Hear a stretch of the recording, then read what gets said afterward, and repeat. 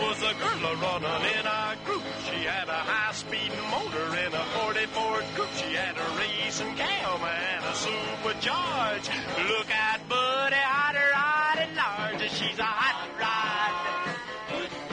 She's a hot rod. The NHTSA today, Thursday. This was Thursday I got this notice.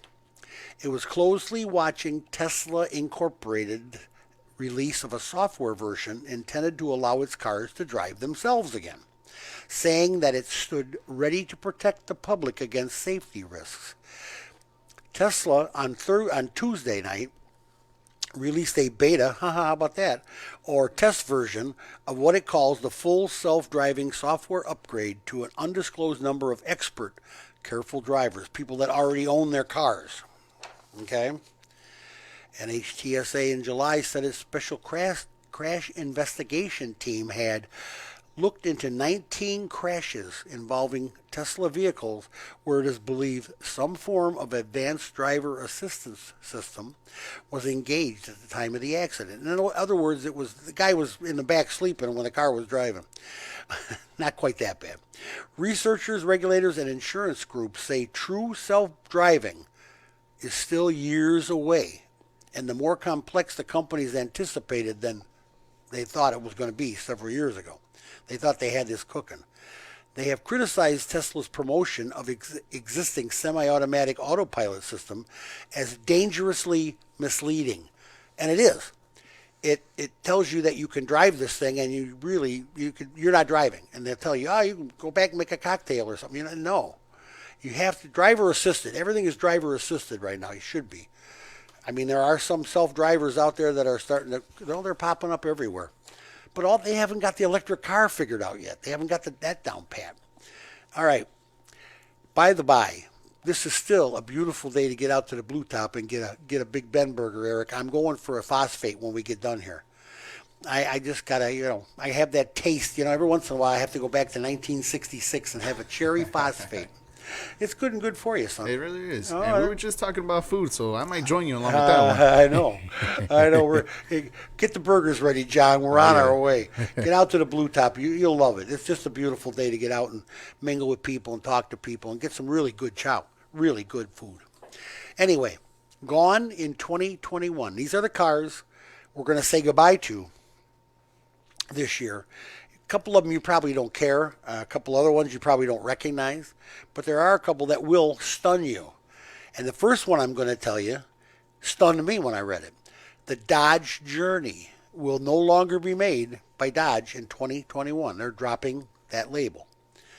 BMW i8 is going away. The Alfa Romeo 4C Spider going away. How many of those do you see on the road? Of course, in California, I bet you see a lot of them. That's a fruits and nuts kind of car.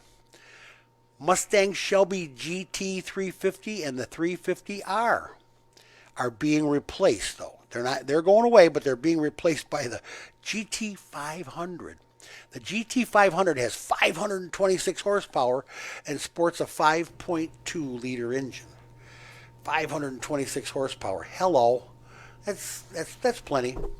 Of course, I don't know if it's as fast as the Mach-E or whatever they're called, that 0 to 60 in 3 seconds. The electrical one? Yeah, the electric Mustang. The Acura RLX is gone. This one surprised me. The Cadillac CT6. I thought they put a lot of their eggs in that basket when they did the CT6, and apparently I'm wrong. Apparently they're not making it. Lexus GS.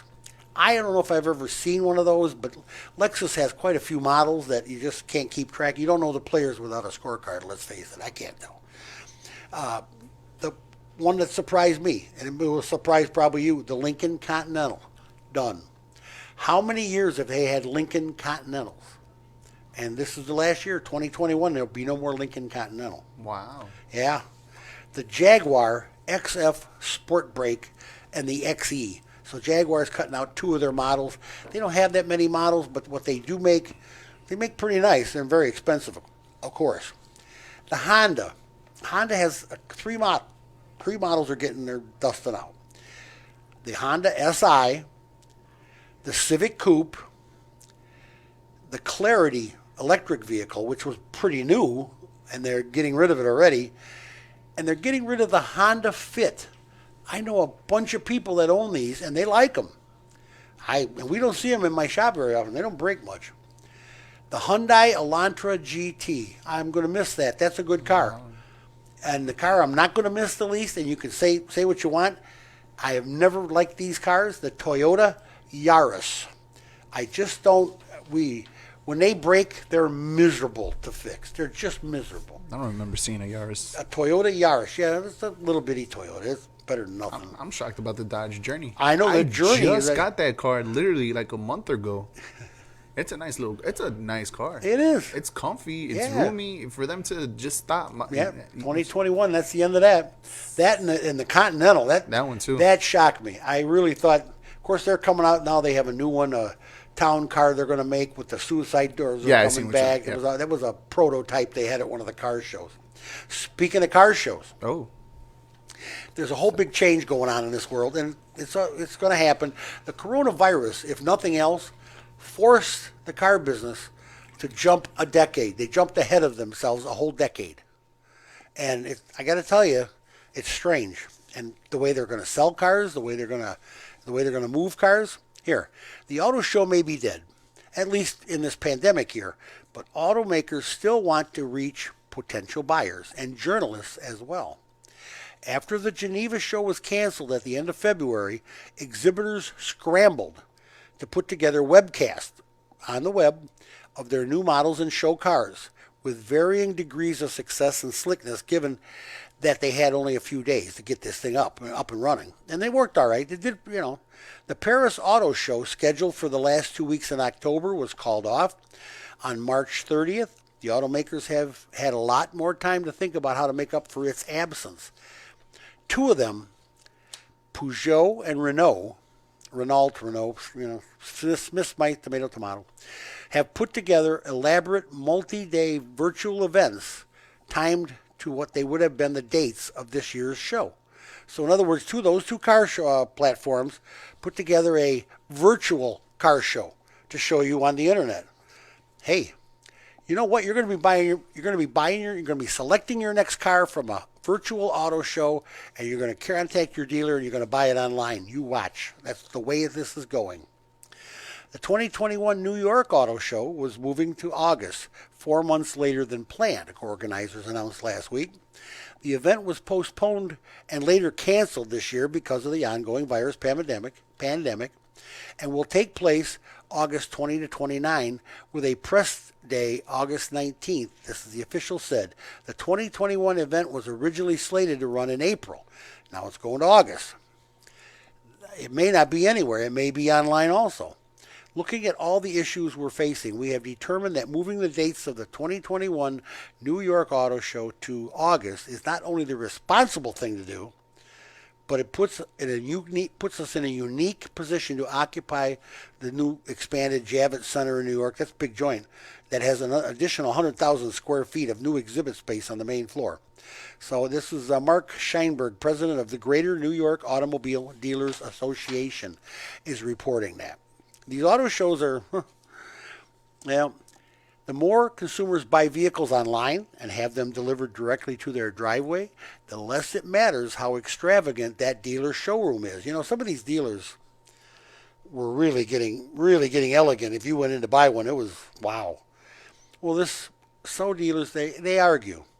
Several automakers relaxed deadlines for brand image and facility upgrade programs in the early days of the coronavirus pandemic. But they generally say dealers' investments in updated showrooms are necessary to boost sales and customer experience. What they're saying here is the manufacturer makes the dealers upgrade, make everything more fancy and beautiful, and spend a lot of money on your showroom. Why are they bothering? Why? Because retailers say changes to the way facility programs are designed are necessary to bring them in step with rapidly changing consumer habits.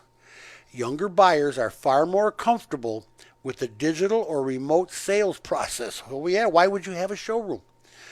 and we're asking dealers to make investments that have 20-year return on an investment on a business model that probably won't last 10 years, and they won't.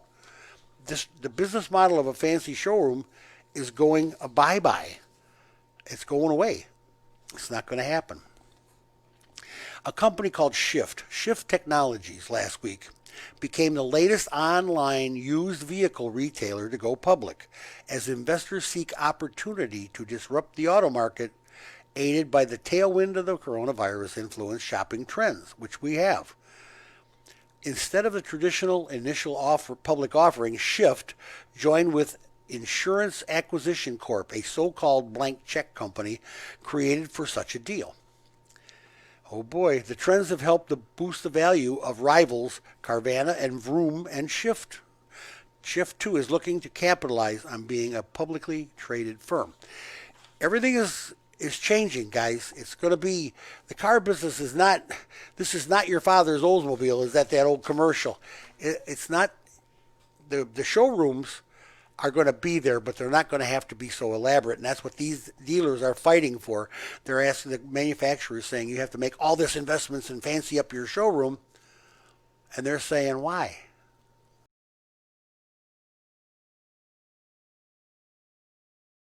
You know, there's no conversation about electric cars unless you talk about the main ingredient. And the main ingredient, of course, is the battery. I've got some things here I want to talk to you about the battery of the new cars. And they're all different. And we're still looking for that fireman that is an expert on putting out a lithium-ion battery fire. And we're going to find him. And we're going to bring him in. And he's going to sit with us. He's going to tell us just how dangerous they are. In the meantime, automakers are investing billions of dollars to bring new electric vehicles to consumers in the U.S. and other global markets. But their success hinges on securing the most critical and expensive component, the battery. A handful of companies based in China, Japan, and South Korea make automotive-grade battery cells, which has upset the traditional dynamic between automakers and suppliers. These battery giants, though little known to the general public, and relatively new to the auto industry's sprawling supply chain, are key to the manufacturer's goals of bringing dozens of new electric vehicle models to U.S. showrooms by 2025. And when I say showroom, I'm probably talking about your phone or your computer, because the showroom is...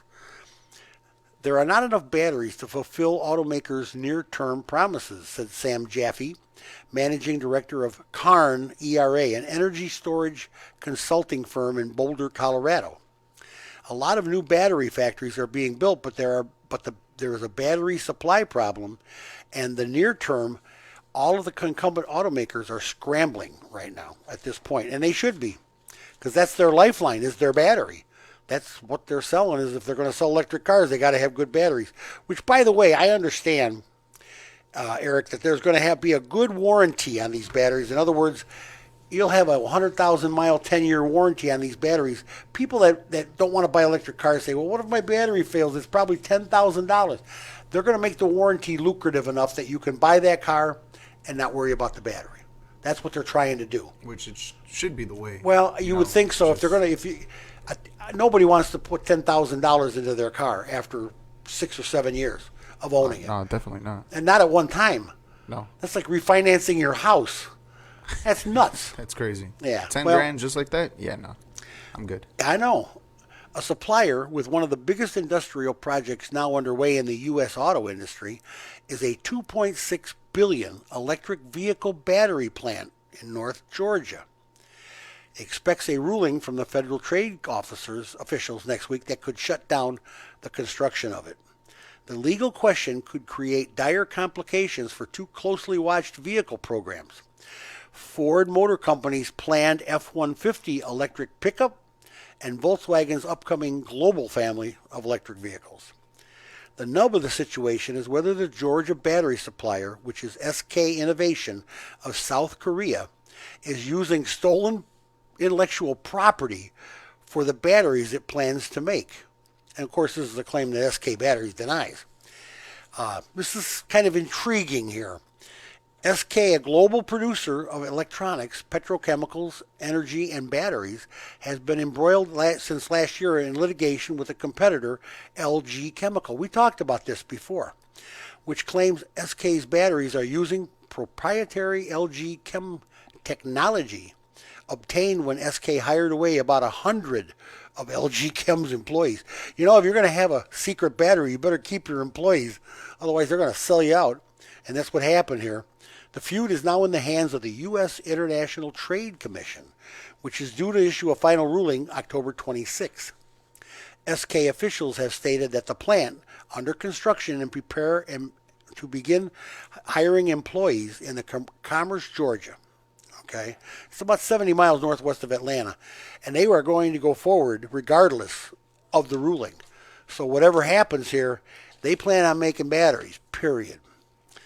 Again, batteries. Toyota and Panasonic are in bed together making batteries. A joint battery venture of Toyota and Panasonic aims to boost energy and the development of production process by 10 times better, or to better, compete with the large Chinese companies. This venture is American here. The venture, Prime Planet Energy and Solutions, wow, is now the world's largest supplier of batteries for hybrid vehicles, and was created in April by pooling part of the battery-related equipment and engineers of two companies, Panasonic and Toyota. But it has a share of only 3% in the high-capacity battery market. Well, they're far behind China's people, which are Ampex Technology.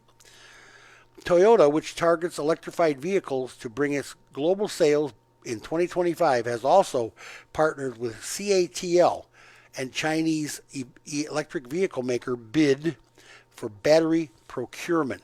These guys are shifting gears and sleeping around, oh my God, like a bunch of prostitutes. Holy camoli. Anything to get to be the man, the battery man. They want to be the one doing the battery. And I tell you what, it's a big market for it. The story I have here will tickle your fancy if you remember this. Advance Auto Parts has tapped Bruce Willis to recharge Die Hard, the 53-year-old car battery brand it acquired from Sears last year. Advance bought Die Hard. I always thought whoever made up that name, Eric, was probably a genius of the car business. Calling a battery Die Hard, oh my God. In addition, in an ad that broke Monday, the actor reprises his role as Detective John McClane from Die Hard, the action film franchise that began in 1988. So Bruce Willis is now the spokesman for Advance Automotive Die Hard batteries. That's kind of cool if you ask me.